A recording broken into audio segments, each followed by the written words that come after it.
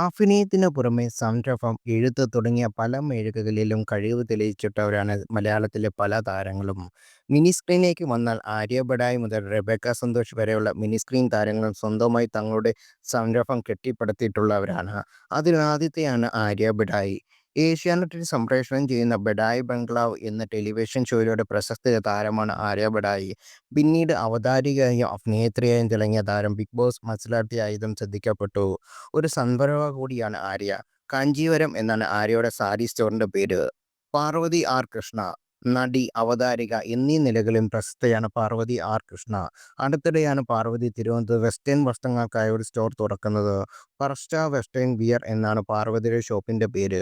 ശ്രുതി രജനീകാന്ത്. ചക്കപ്പഴം എന്ന ടെലിവിഷൻ പരമ്പരയിലൂടെ പ്രശസ്തയായ താരമാണ് ശ്രുതി രജനീകാന്ത്. ഹാൻഡ് പെർഫ്യൂംസുകൾ വിൽക്കുന്ന ഒരു സ്റ്റോറും നടി അടുത്തിടെ ആരംഭിച്ചിരുന്നു. ദ പെർഫ്യൂം പ്രൊജക്ട് എന്നാണ് ശ്രുതിയുടെ ബിസിനസ് സംരംഭത്തിന്റെ പേര്.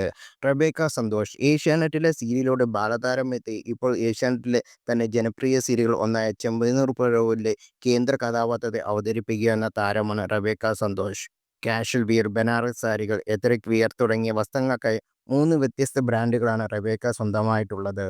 ഗായത്രി അരുൺ. അഭിനയത്തിനൊപ്പം അവതരണത്തിനും പുസ്തകമെഴുത്തിനും ബ്ലോഗിങ്ങിലും ബിസിനസ്സിനുമെല്ലാം ഒരുമിച്ച് കൊണ്ടുപോകുന്ന താരമാണ് ഗായത്രി അരുൺ. സ്വന്തമായ ഒരു നെയിൽ ആർട്ട് സ്റ്റുഡിയോയും താരം അടുത്തിടെ ആരംഭിച്ചിരുന്നു. സ്വന്തം നാടായ ചേർത്തല തന്നെയാണ് സ്റ്റുഡിയോയുടെ പ്രവർത്തനവും.